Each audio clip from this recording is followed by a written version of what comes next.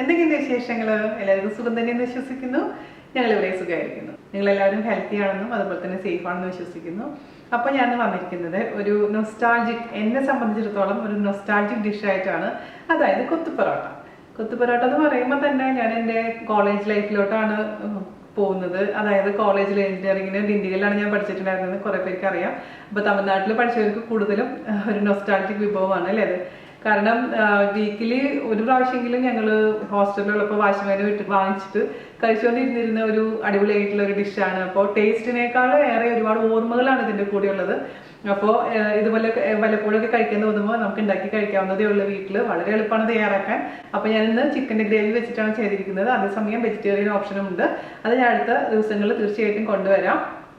അപ്പോൾ എൻ്റെ ഈ വീഡിയോ കണ്ടുകൊണ്ടിരിക്കുന്ന എൻ്റെ സുഹൃത്തുക്കൾ, പ്രത്യേകിച്ചും എൻ്റെ ചെറീസ് ഗാങ്ങിലത്തെ എല്ലാ പിള്ളേർക്കും ഈ വീഡിയോ ഞാൻ ഡെഡിക്കേറ്റ് ചെയ്യുന്നു. കാരണം നമ്മൾ ഒരുമിച്ച് എത്ര പ്രാവശ്യം കഴിച്ചിട്ടുള്ളതാണ് അല്ലേ. പക്ഷേ കുറേ പേര് എന്നെ പറ്റിച്ചിട്ടുണ്ട് കേട്ടോ. എനിക്കറിയില്ലായിരുന്നു ഇതിൽ മട്ടൻ്റെ ഗ്രേവിയും ചിക്കൻ്റെ ഗ്രേവിയൊക്കെ ഒഴിക്കുന്നുള്ള കാര്യം പണ്ടത്തെ കാലത്ത്. കാരണം അന്ന് നമുക്ക് പ്രത്യേകിച്ച് വലിയ വിവരമൊന്നും ഉണ്ടായിരുന്നില്ല കുക്കിങ്ങിനെ പറ്റിയിട്ട്. എന്തെങ്കിലുമൊക്കെ ഉണ്ടാക്കുന്നല്ലാതെ പിന്നെയാണ് ഞാൻ അറിഞ്ഞത് ദൈവമേ ഞാൻ കഴിച്ചിരുന്നില്ല എത്ര മട്ടൻ്റെ ഗ്രേവി ഉണ്ടായിരുന്നു എന്നുള്ള കാര്യം. അപ്പോൾ ആലോചിക്കുമ്പോൾ സത്യം പറഞ്ഞാൽ ചിരി വരും. അപ്പോൾ എന്താ പറയുക, ഒരു വല്ലാത്തൊരു മാനസികാവസ്ഥയാണ് എനിക്കിപ്പോൾ ഇപ്പോൾ ഇവിടെ നിൽക്കുമ്പോൾ. പഴയ കാലങ്ങളിലോട്ട്, പണ്ടത്തെ കോളേജ് ലൈഫിലോട്ട് പോകണം. ശരിക്കും മിസ് ചെയ്യുന്നുണ്ട്. ഞാൻ നമ്മുടെ പൊറോട്ട ഇട്ടതിന് ശേഷം ഈ റെസിപ്പി ചെയ്യാമെന്ന് വെച്ചിട്ടാണ് ഇത്രയും നാളും വെയിറ്റ് ചെയ്തിട്ടുണ്ടായിരുന്നത്. അപ്പോൾ കഴിഞ്ഞ ആഴ്ച നമ്മൾ പൊറോട്ട ഇട്ടിട്ടുണ്ടായിരുന്നു. ഒരുപാട് പേര് തയ്യാറാക്കിയിട്ട് നന്നായിട്ട് വന്നിട്ടുണ്ടായിരുന്നു. അപ്പോൾ ഇതിനു വേണ്ടി പൊറോട്ട തയ്യാറാക്കുമ്പോൾ ഒരുപാട് ലെയറിൻ്റെ ആവശ്യമില്ല. സാധാരണ രീതിയിൽ വെറുതെ ഇങ്ങനെ ചുറ്റിയിട്ടുണ്ടാക്കിയാൽ മതി. അല്ലാതെ മറ്റേതുപോലെ കട്ട് ചെയ്യേണ്ട ആവശ്യമൊന്നും ഇല്ല കേട്ടോ ഈ റെസിപ്പി ചെയ്യുമ്പോൾ. കാരണം നമ്മളെല്ലാം കട്ട് ചെയ്ത് എടുക്കുന്നതാണ്. അപ്പോൾ വളരെ എളുപ്പത്തിൽ നമുക്ക് പൊറോട്ട ഉണ്ടാക്കിയെടുക്കാം. അതിനുശേഷം ഈ റെസിപ്പി ചെയ്യാം. അപ്പോൾ നമ്മുടെ സ്വന്തം നൊസ്റ്റാൾജിക് ആയിട്ടുള്ള കൊത്തുപൊറോട്ട ഒരുപാട് പേര് എന്നോട് റിക്വസ്റ്റ് ചെയ്തിട്ടുണ്ടായിരുന്നു. അപ്പോൾ നിങ്ങൾ എല്ലാവരും തയ്യാറാക്കി നോക്കണം. അതിനുശേഷം എൻ്റെ അടുത്ത് അഭിപ്രായം പറയാനും മറക്കരുത്. അപ്പോൾ ഒട്ടും താമസിച്ചിട്ട് നമുക്ക് എങ്ങനെയാണ് ടേസ്റ്റി ആയിട്ടുള്ള കൊത്തുപൊറോട്ട തയ്യാറാക്കാം എന്ന് നോക്കിയിട്ട് വരാം. ഓക്കെ, അപ്പോൾ നമുക്ക് നമ്മുടെ പ്രിയപ്പെട്ട കൊത്തു പൊറോട്ട ഉണ്ടാക്കാൻ തുടങ്ങാം. ശരിക്കും പറഞ്ഞു കഴിഞ്ഞാൽ വല്ലാത്തൊരു നൊസ്റ്റാൾജിക് റെസിപ്പിയാണ്. ഇൻട്രോയിൽ പറഞ്ഞ പോലെ ഡിണ്ടിഗലിൽ പഠിക്കുമ്പോഴത്തെ സമയത്ത് ആഴ്ചയിൽ ഒരിക്കലെങ്കിലും കഴിക്കുന്നൊരു ഡിഷാണ് കൊത്തു പൊറോട്ട. അപ്പോൾ അത് ഉണ്ടാക്കാൻ തുടങ്ങാം. അതിനുവേണ്ടി ഞാനിവിടെ ഒരു 3 ചെറിയ പൊറോട്ട എടുത്തിട്ട് ചെറുതാക്കി കട്ട് ചെയ്ത് വെച്ചിട്ടുണ്ട്. വലിയ പൊറോട്ടയാണെങ്കിൽ 2 എണ്ണം മതിയാകും. അപ്പോൾ നിങ്ങൾക്ക് മൈദ പൊറോട്ട വെച്ചിട്ടും ചെയ്യാം, അതല്ലെങ്കിൽ ആട്ട വെച്ചിട്ടും ചെയ്യാം. അതും അല്ലെങ്കിൽ നമുക്ക് ചപ്പാത്തി വെച്ചിട്ടും സെയിം ചെയ്യാം.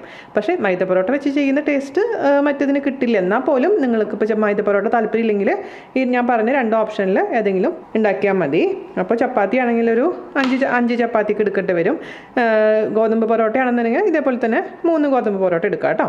അപ്പോൾ എന്ത് ചെയ്യേണ്ടതെന്ന് വെച്ച് കഴിഞ്ഞാൽ വലിയ പൊറോട്ടയാണെന്നുണ്ടെങ്കിൽ നമുക്ക് ആദ്യം തന്നെ കത്രി വെച്ചിട്ടൊന്ന് നീളത്തിലങ്ങ് കട്ട് ചെയ്ത് കൊടുക്കുക. അതിനുശേഷം എല്ലാം കൂടി ഒരുമിച്ച് കൂട്ടി പിടിച്ചിട്ട് കത്തി വെച്ചിട്ട് അങ്ങ് ചെറുതാക്കി കട്ട് ചെയ്തെടുത്താൽ മതിയാവും. ഓക്കെ, അപ്പോൾ നമുക്ക് വീട്ടിലുണ്ടാക്കാൻ അങ്ങനെ ചെയ്യുന്നതാണ് ഏറ്റവും എളുപ്പം. അപ്പോൾ നമുക്കിത് മാറ്റി വയ്ക്കാം. കണ്ടിട്ടില്ലേ, തട്ടുകടയിലൊക്കെ ഒരു വലിയ കല്ലിലിട്ടിട്ടാണ് കൊത്തിയെടുക്കുന്നത്. പക്ഷേ നമ്മൾ വീടുകളിൽ നമുക്ക് അങ്ങനെ പറ്റില്ല. ദോശത്തവയിൽ ഞാൻ ചെയ്ത് നോക്കി. ദോശത്തവയിൽ ചെയ്യുമ്പോൾ ഉണ്ടല്ലോ സ്പേസ് പോരാ. അപ്പോൾ എല്ലാം കുറേയൊക്കെ പുറത്തേക്ക് വീണു. അതുകൊണ്ട് ഞാൻ പിന്നെ ദോശത്തവയിൽ ചെയ്യാൻ നിൽക്കുന്നില്ല. വീഡിയോ ചെയ്യുമ്പോൾ ഇതുപോലത്തെ ഒരു കടായി നിങ്ങൾ എടുത്തിട്ടുണ്ടെങ്കിൽ എടുക്കുക. ചീനച്ചട്ടി ആണെങ്കിലും കുഴപ്പമൊന്നുമില്ല. അപ്പോൾ നമുക്കിതിൽ ചെയ്തിട്ട് അവസാനം ഞാൻ കാണിച്ചു തരാം എങ്ങനെയാണ് കറക്റ്റായിട്ട് എടുക്കുക എന്നുള്ള കാര്യം കേട്ടോ. അപ്പോൾ നമുക്ക് അതിന് വേണ്ടിയിട്ട് ഞാൻ പറഞ്ഞ പോലെ ഒരു കടായി അടുപ്പത്ത് വെക്കാം. അതിലോട്ട് നമുക്ക് ഓയിൽ ഒഴിച്ച് കൊടുക്കാം. ഓയിലോ അല്ലെങ്കിൽ വെളിച്ചെണ്ണ ആയാലും കുഴപ്പമൊന്നുമില്ല. അപ്പോൾ ഞാനിപ്പോൾ ഇവിടെ ഓയിലാണ് ഒഴിച്ചു കൊടുക്കുന്നത്. നമുക്ക് 2 ടേബിൾ സ്പൂണോളം ഓയിൽ ഒഴിച്ച് കൊടുത്തിട്ടുണ്ട്. ഇതൊന്ന് ചൂടാവട്ടെ. ഞാനിപ്പോൾ ചെയ്യാൻ പോകുന്നത് ചിക്കൻ കൊത്തു പൊറോട്ടയാണ് കേട്ടോ. വെജിറ്റേറിയൻ കൊത്തു പൊറോട്ട ഞാൻ തീർച്ചയായിട്ടും അടുത്ത് തന്നെ കാണിക്കാം. വെജിറ്റേറിയൻ കൊത്തു പൊറോട്ട ഇടുന്നേക്കാൾ മുൻപായിട്ട് അതിലേക്ക് വേണ്ടിയിട്ടുള്ള ഒരു വെജിറ്റേറിയൻ കറി തയ്യാറാക്കണം. അതിനുശേഷം മാത്രമേ എനിക്ക് വീഡിയോ ചെയ്യാൻ പറ്റുള്ളൂ. അതുകൊണ്ട് ഞാൻ ഇന്നിപ്പോൾ ചിക്കൻ കറി ഉണ്ടാക്കിയിട്ടുണ്ട്. അതുകൊണ്ടാണ് ചിക്കൻ കൊത്തു പൊറോട്ട ചെയ്യാമെന്ന് വിചാരിച്ചത് കേട്ടോ. അപ്പോൾ വെജിറ്റേറിയൻകാർക്ക് ഒന്ന് ക്ഷമിക്കേണ്ടി വരും. അടുത്ത ആഴ്ച ഞാൻ തീർച്ചയായിട്ടും ഇടാം. അപ്പോൾ ചെറുതായിട്ട് ഓയിൽ ചൂടായി തുടങ്ങിയിട്ടുണ്ട്. അതിലോട്ട് നമുക്ക് ഒരു സവാള വളരെ നൈസാക്കി അരിഞ്ഞിട്ടുള്ളത് ചേർത്ത് കൊടുക്കാം.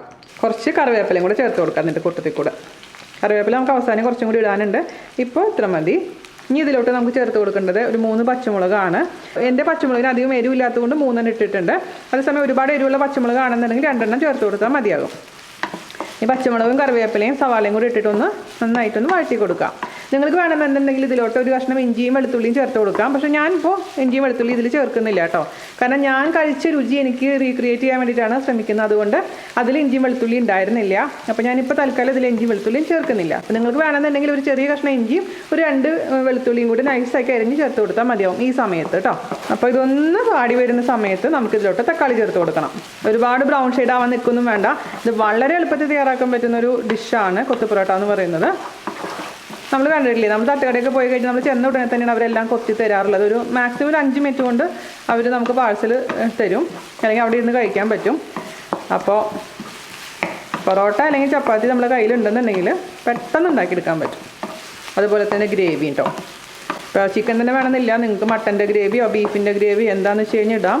ഇപ്പോൾ അല്ലെങ്കിൽ വെജിറ്റേറിയൻകാർക്ക് ഞാൻ ഓൾറെഡി പൊട്ടാറ്റോ വെച്ചിട്ട് ഗ്രേവി ഉണ്ടാക്കിയിട്ടുണ്ടായിരുന്നു. അതുപോലെ തന്നെ സോയ ചങ്ക്സ് വെച്ചിട്ട് ഉണ്ടാക്കിയിട്ടുണ്ടായിരുന്നു, കോളിഫ്ലവർ വെച്ചിട്ട് ഉണ്ടാക്കിയിട്ടുണ്ടായിരുന്നു. അപ്പോൾ ഏത് ഗ്രേവി വേണമെങ്കിലും നമുക്ക് ഇതിലേക്ക് എടുക്കാം. അപ്പോൾ ഞാൻ ചെയ്യാൻ പോകുന്നത് ഇതൊന്നും അല്ലാത്ത ഇതിന് വേണ്ടിയിട്ടുള്ള സ്പെഷ്യൽ ഗ്രേവിയാണ്, വെജിറ്റേറിയൻകാർക്ക് സ്പെഷ്യലായിട്ട്. അത് തീർച്ചയായിട്ടും ഉടനെ തന്നെ ഞാൻ ഇടാം. അത് പൊറോട്ടയുടെ കൂടെ, ചുമ്മാ പൊറോട്ടയുടെ കൂടെ കൊത്തു പൊറോട്ട ഉണ്ടാക്കാണ്ട് തന്നെ കഴിക്കാൻ പറ്റും. അപ്പോൾ ചെറുതായിട്ടൊന്ന് വാടി വന്നിട്ടുണ്ട്. ഇതിലോട്ട് നമുക്ക് ഒരു തക്കാളി നൈസാക്കി കട്ട് ചെയ്ത് ഇട്ട് കൊടുക്കാം. നല്ല പഴുത്ത തക്കാളി വേണം, അത് പ്രത്യേകിച്ച് ശ്രദ്ധിക്കാം. ഈ തക്കാളിയും കൂടെ ചേർത്തിട്ട് നന്നായിട്ടൊന്ന് വഴറ്റി കൊടുക്കാം.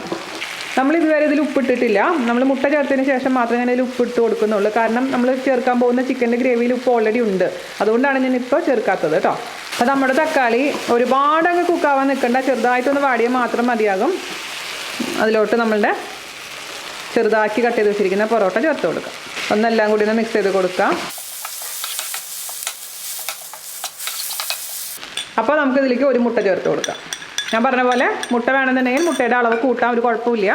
ഇനി നമുക്കിതിലേക്ക് അല്പം ഉപ്പ് ചേർത്ത് കൊടുക്കാം. എന്നിട്ട് നന്നായിട്ട് എല്ലാം കൂടി മിക്സ് ചെയ്യുക. ഒരുപാട് മുട്ടയായി കഴിഞ്ഞാൽ മുട്ടയുടെ ഒരു വാസന മുന്നോട്ട് നിൽക്കും. പക്ഷേ മുട്ട താല്പര്യമുള്ളവർക്ക്, അതേപോലെ അളവ് ഒരുപാട് വേണമെന്നുള്ളവർക്കും 2-3 മുട്ട വരെ ഇതിൽ ചേർക്കാം കേട്ടോ. ഇനി നമുക്കിതിലേക്ക് ചേർത്ത് കൊടുക്കേണ്ടത് ചിക്കൻ്റെ ഗ്രേവിയാണ്. ഞാനിവിടെ ഒരു ചെറിയ 2-3 കഷ്ണങ്ങൾ എടുത്തിട്ടുണ്ട്. എന്നിട്ട് നമുക്ക് നന്നായിട്ട് എല്ലാം കൂടി അങ്ങ് മിക്സ് ചെയ്ത് കൊടുക്കാം. ഈ കപ്പിൻ്റെ പകുതി ഒഴിച്ചിട്ടുള്ളൂ കേട്ടോ. ഒരുപാട് ഗ്രേവി വേണമെന്നുണ്ടെങ്കിൽ ചേർക്കാം. ഞാനിപ്പോൾ എടുത്തിരിക്കുന്നത് നമ്മുടെ കേരള നാടൻ ചിക്കൻ കറിയുടെ ഗ്രേവിയാണ് ഇതിലേക്ക് ഒഴിച്ച് കൊടുത്തിരിക്കുന്നത്.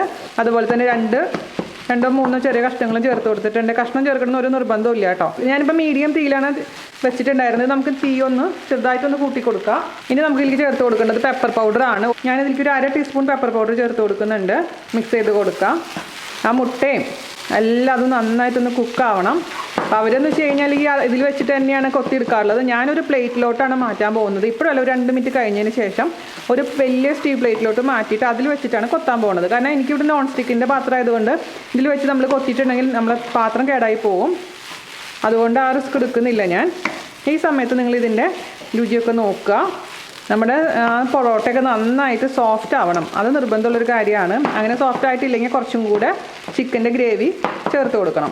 കുറച്ചും കൂടെ ചേർത്ത് കൊടുക്കാം നമുക്ക് ഗ്രേവി. ഒരുപാട് മുട്ടയിട്ട് കഴിഞ്ഞാലുണ്ടല്ലോ ഇവിടെ ആരും കഴിക്കില്ല. അതുകൊണ്ടാണ് ഞാൻ ഒരു മുട്ടയിൽ ഒതുക്കിയത്. പുറത്തുനിന്നൊക്കെ വാങ്ങിക്കുമ്പോൾ നല്ലോണം മുട്ട ഉണ്ടാവും. മുട്ടയാണ് കൂടുതൽ, സത്യം പറഞ്ഞാൽ പൊറോട്ടേനേക്കാളും കൂടുതൽ അതിൽ മുട്ടയാണ് ഉണ്ടാവുക. അപ്പോൾ ഞാനൊക്കെ പഠിക്കുന്ന സമയത്ത് ഓർഡർ ചെയ്യുമ്പോൾ മുട്ട വേണ്ടാന്ന് പറയും. ഞാൻ വെജിറ്റേറിയൻ വെർഷനാണ് കഴിച്ചുകൊണ്ടിരുന്നത് കേട്ടോ. കോളേജിൽ പഠിക്കുന്ന സമയത്ത് കുറച്ച് ഉപ്പ് കുറവാണ്, ഉപ്പ് ചേർത്ത് കൊടുക്കുക. എരിവ് അത്യാവശ്യമുണ്ട്, കാരണം നമ്മൾ കുരുമുളക് പൊടി ഇട്ടിട്ടുണ്ട്, പിന്നെ പച്ചമുളക് ഇട്ടിട്ടുണ്ടായിരുന്നു. ഓക്കെ, ഞാനിപ്പോൾ ഓഫ് ചെയ്യാണ് കേട്ടോ. എല്ലാം നന്നായി കുക്കായിട്ടുണ്ട്, മുട്ടയും എല്ലാം നല്ല സോഫ്റ്റ് ആയിട്ടുണ്ട്. ഇനി ഞാനിതിലേക്ക് കുറച്ച് സവാള ഇതിലേക്ക് മുകളിലേക്ക് തൂക്കി കൊടുക്കണം. അത് നിർബന്ധമൊന്നുമില്ല, ഓപ്ഷനിലാണ്, ഞാൻ ഇടാറുണ്ട്. അതുപോലെ തന്നെ കുറച്ച് കറിവേപ്പില, പിന്നെ കുറച്ച് തക്കാളി, കുക്ക് ചെയ്യാത്ത തക്കാളി, കുറച്ച് മല്ലിയില, അതുപോലെ തന്നെ ഒരു അല്പം ഗരം മസാല. ഗരം മസാല നിർബന്ധമില്ല, ഇട്ടിട്ടുണ്ടെങ്കിൽ വേറൊരു ഫ്ലേവർ ആയിരിക്കും. പക്ഷേ ഗരം മസാല ഇല്ലാണ്ട് ഉണ്ടാക്കാം. എന്നിട്ട് അതെല്ലാം കൂടി നന്നായിട്ട് വീണ്ടും ഒന്ന് മിക്സ് ചെയ്ത് കൊടുക്കാം. ഞാൻ എന്താ ചെയ്യേണ്ടതെന്ന് അറിയാമോ? നമുക്കൊരു വലിയ പ്ലേറ്റിലോട്ട് ഈ സംഭവം മാറ്റാം. ഞാനിവിടെ ഒരു വലിയ സ്റ്റീലിൻ്റെ പ്ലേറ്റ് എടുത്തിട്ടുണ്ട്. അതിലോട്ട് നമ്മുടെ കൊത്തു പൊറോട്ട ഇട്ട് കൊടുക്കാം. ഇനി എന്താ ചെയ്യേണ്ടതെന്ന് വെച്ച് കഴിഞ്ഞാൽ ഒരു സ്റ്റീലിൻ്റെ ഗ്ലാസ്സോ അല്ലെങ്കിൽ ഒരു ഡവറയോ എന്താണ് നിങ്ങളുടെ അടുത്തുള്ളത്, അല്ലെങ്കിൽ കുക്കി കട്ടറോ, കുറച്ച് ഹൈറ്റ് ഉള്ളത്, അല്ലെങ്കിൽ ചൂടുണ്ടാവും, അല്ലെങ്കിൽ കൈ പൊള്ളാൻ ചാൻസ് ഉണ്ട്. അതുകൊണ്ട് ഇതുപോലെ നല്ല മൂർച്ചയുള്ള ഏറ്റവുമുള്ള ഗ്ലാസ് ആണെങ്കിലും എന്താണെങ്കിലും അത് വെച്ചിട്ട് നമുക്കൊന്ന് കൊത്തി കൊടുക്കാം. അപ്പോൾ നല്ല നൈസായിട്ട് വരികയും ചെയ്യും, നമ്മുടെ പാത്രം കേടാവില്ല. അതാണ് മെയിൻ ഒരു കാര്യം. ഞാൻ പറഞ്ഞ പോലെ സ്പൈസ് ലെവലൊക്കെ നിങ്ങളുടെ ഇഷ്ടത്തിനനുസരിച്ച് മാറ്റം വരുത്തണേ. നമ്മൾ പ്രൊഫഷണലൊന്നുമല്ല, വീട്ടിൽ ചെയ്യാൻ പറ്റുന്ന രീതിയിൽ നമുക്കൊന്ന് ചെയ്യാം. അപ്പോൾ മാക്സിമം ഞാനിവിടെ എന്നെക്കൊണ്ട് പറ്റുന്ന രീതിയിൽ കൊത്തിയെടുത്തിട്ടുണ്ട്. അപ്പോൾ ഇത് മതിയാകും. ഇനി നമുക്ക് ഇതിൻ്റെ മുകളിലേക്ക് വേണമെന്നുണ്ടെങ്കിൽ ലെമൺ ജ്യൂസ് പിഴിഞ്ഞൊഴിക്കാം. പക്ഷേ ഞാൻ എപ്പോഴും നമ്മൾ സെർവ് ചെയ്തതിന് ശേഷമാണ് ഒരു ലെമൻ്റെ വെഡ്ജ് വെക്കും. ആവശ്യമുണ്ടെങ്കിൽ മാത്രം അതിൻ്റെ മുകളിൽ ലെമൺ പിഴിഞ്ഞൊഴിച്ചാൽ മതിയാകും, താല്പര്യം ഉണ്ടെങ്കിൽ മാത്രം. ഞാനിപ്പോൾ ഇതിൻ്റെ കൂടെ സെർവ് ചെയ്യാൻ പോകുന്നത് റൈത്തയാണ്. റൈത്ത എന്ന് പറയുമ്പോൾ വെറുതെ തൈരിൽ അല്പം ഉപ്പും അതുപോലെ തന്നെ ഒരു സവാളയും പച്ചമുളകും മാത്രം അരിഞ്ഞിട്ടുള്ള സിമ്പിളായിട്ടുള്ള റൈത്ത. അതാണ് എൻ്റെ ഒരു കോമ്പിനേഷൻ എന്ന് പറയുന്നത്. ചൂടോടുകൂടി കഴിക്കുന്നതാണ് ഏറ്റവും നല്ലത്. ഇപ്പോൾ വാഴയിലൊക്കെ കിട്ടുകയാണെങ്കിൽ സൂപ്പറായിരിക്കും. വാഴയിലൊക്കെ ഒന്ന് പൊതിഞ്ഞ് വെച്ചൊരു 10 മിനിറ്റ് കഴിഞ്ഞ് കഴിക്കുകയാണെങ്കിൽ അത് ഏറ്റവും സൂപ്പറായിരിക്കും. കാരണം ഞാനൊക്കെ ഇങ്ങനെ പാഴ്സൽ വാങ്ങിക്കുമ്പോൾ അവർ വാഴയിലയിലാണ് പൊതിഞ്ഞ് തരാറുള്ളത്. അപ്പോൾ നമ്മൾ ഹോസ്റ്റലിൽ എത്തിയിട്ട് തുറന്ന് നോക്കുമ്പോൾ വല്ലാത്തൊരു വാസനയാണ്, വല്ലാത്തൊരു നൊസ്റ്റാൾജിക് ഒരു എന്താ പറയുക മണമാണ്. അപ്പോൾ പറയാതിരിക്കാൻ പറ്റില്ല. അപ്പോൾ ഞാനിപ്പോൾ ഒരു ഡിണ്ടിഗൽ ഹോസ്റ്റലിൽ ഇരിക്കുന്നൊരു പ്രതീതിയാണ്. അപ്പോൾ എൻ്റെ കൂട്ടുകാരികളെല്ലാം വീഡിയോ കാണുന്നുണ്ടെങ്കിൽ നിങ്ങളും ആ സമയത്തോട്ട് പോയി കാണുമെന്ന് വിശ്വസിക്കുന്നു. എല്ലാവരും തയ്യാറാക്കി നോക്കുക. ഇപ്പോൾ ഈ സമയത്ത് ടേസ്റ്റ് നോക്കുക. എന്തെങ്കിലും കുറവുണ്ടെങ്കിൽ ചേർത്ത് കൊടുക്കണം. പ്രത്യേകിച്ച് പെപ്പർ പൗഡറോ അല്ലെങ്കിൽ ഉപ്പൊക്കെ കുറവാണെന്നുണ്ടെങ്കിൽ ചേർത്ത് കൊടുക്കാൻ മറക്കരുത്. വേണമെന്നുണ്ടെങ്കിൽ അവസാനവും കുറച്ച് സവാള കട്ട് ചെയ്തിട്ട് കൊടുക്കാം കേട്ടോ. എനിക്കിങ്ങനെ സവാള പച്ചയ്ക്ക് കഴിക്കാൻ ഭയങ്കര ഇഷ്ടമാണ്, കടിക്കാൻ. അതുപോലെ തന്നെ 2 പച്ചമുളകും വേണമെങ്കിൽ നമുക്ക് ചേർത്ത് കൊടുക്കാം.